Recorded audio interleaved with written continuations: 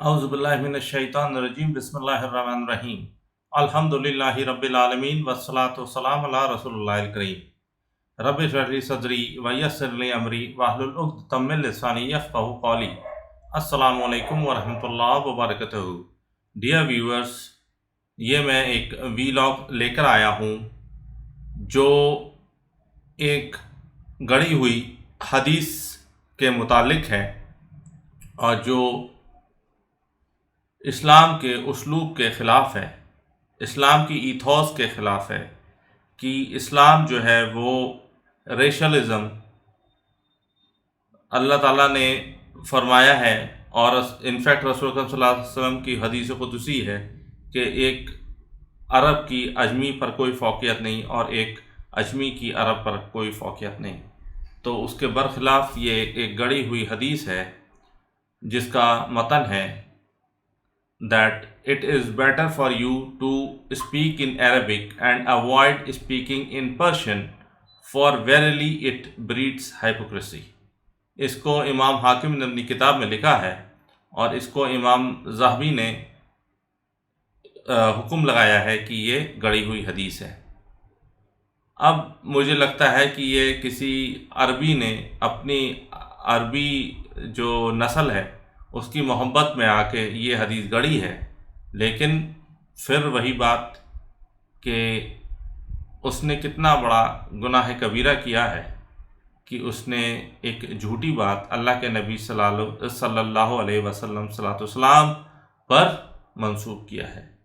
और जैसा आपको मालूम है कि रसूल सल्लल्लाहु अलैहि वसल्लम फरमाया कि जो मुझ पर कोई गलत बात मंसूब करेगा, ऐसी बात जो मैंने नहीं कही, चाहे वो अच्छी हो या बुरी, वो अपना ठिकाना जहन्नम में देख ले। लोगों को तरगीब दिलाने के लिए ज़रूरी नहीं है कि हदीस ही कोट की जाए। आप एक नॉर्मल जो ह्यूमैनिटी से रिलेटेड कोई बात है वो भी कोट कर सकते हैं, उससे भी इंसान को बात समझा सकते हैं। तो इस तरीके का झूठ बोलना गुनाह कबीरा है। तो आपको मैं बताना चाहूँगा कि जो सहाबा कराम यानी कि सलमान अल फ़ारसी रदी अल्लाह अन्हु, वो क्या थे? वो फ़ारसी थे और वो ज़ोरास्ट्रियन थे यानी कि पारसी, और वो आग की पूजा करते थे, आतिश परस्त थे। फिर आतिश परस्ती उन्होंने छोड़ी, उनको उसमें लगा कि ये तो कुदरत के ख़िलाफ़ है, ये नेचुरल ह्यूमन इंस्टिंक्ट के ख़िलाफ़ है। तो फिर उन्होंने क्या किया? उन्होंने ईसाईयत अपनाई, ईसाई पादरियों के साथ रहे और ईसाई हो गए। फिर उसके बाद कहीं कारवां में जा रहे थे तो उनको यहूदियों ने और या फिर अरबों ने पकड़ लिया। अरबों ने पकड़कर जो है वो अल्लाह के नबी सल्लल्लाहु अलैहि वसल्लम के मुबारक मक्का शरीफ में ले आए और वहाँ पर उनको भेज दिया। जब उनको वहाँ पता चला, उनको वैसे तो पहले पता चल गया था कि एक कोई साहब आए हैं जो अपने आप को नबी प्रोक्लेम करते हैं, लेकिन अल्लाह का करना ऐसा हुआ कि आप जो है वो मक्का शरीफ में ही आ गए।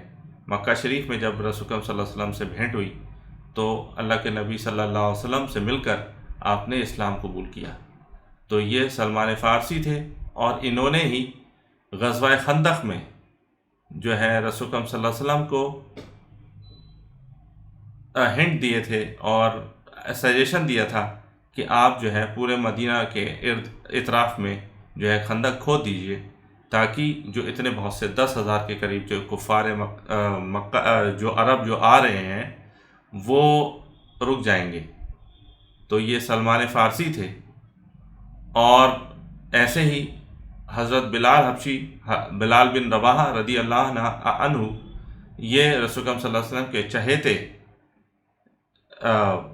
सहाबी थे और इनको हज़रत अबू बकर सिद्दीक़ रदी अल्लाह अन्हु ने रबिया से जो है वो आज़ाद करवाया था। और ये भी हबशा के थे। हबशा मतलब जो प्रेजेंट इथोपिया है।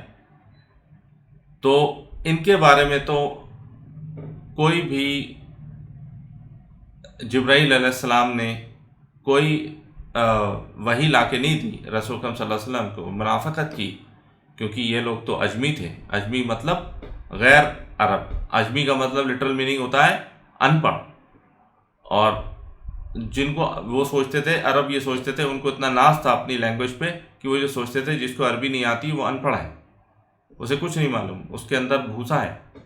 تو لیکن جو جبرائیل علیہ السلام تو نہ سلمان فارسی رضی اللہ عنہ کے خلاف کوئی حدیث لائے اور نہ ہی بلال رضی اللہ عنہ کے خلاف حدیث لائے، وحی لائے، لیکن وہ وحی کس کے خلاف لائے؟ عبداللہ بن ابی ابن سلول، جو رئیس المنافق تھا، منافقوں کا سردار، جو کہ جہنم کے سب سے گہرے گڑھے میں ہوگا۔ مطلب یہ منافق وہ ہوتے ہیں جو کافروں سے بھی گہرے جہنم کے گڑھے میں جائیں گے، والعیاذ باللہ تعالی۔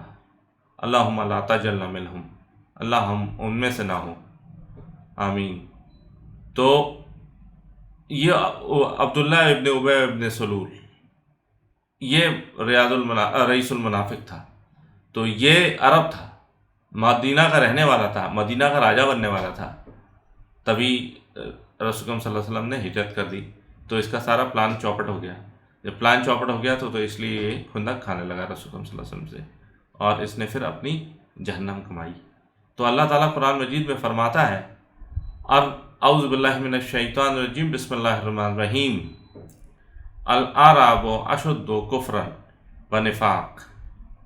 تو اللہ تعالیٰ تو خود قرآن مجید میں فرماتا ہے کہ جو بدو ہیں وہ سب سے زیادہ کفر اور نفاق میں مبتلا ہیں۔ بدو وہ ہوتے ہیں جو عرابی جو ہوتے ہیں، جو رولر ایریا میں جو عرب رہتے ہیں، جو چرواہے ہوتے ہیں۔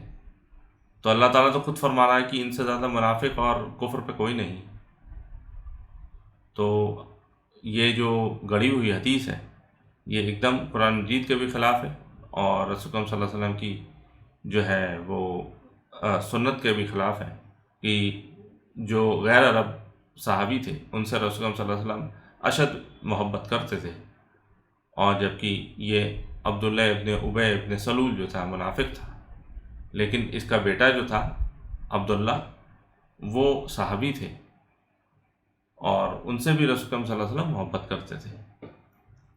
تو اس طریقے کی باتیں کرنا جو ہے وہ جائز نہیں ہے، کہ لوگوں نے over the period of time اس طریقے کی باتیں نکالیں تاکہ اپنی بات اونچی کرے۔ تو یہ بھی ایک ریزن ہے گڑھی ہوئی حدیث کا، کہ عرب جو تھے وہ لوگ، کچھ لوگ جو تھے وہ جس میں نیشنلزم، عرب کا نیشنلزم تھا، ان کو لگتا تھا کہ عرب اونچے ہوں، تو انہوں نے یہ باتیں گڑھ لی تاکہ فارسیوں کو، پرشینس کو ڈاؤن کر دیا جائے۔ واللہ اعلم۔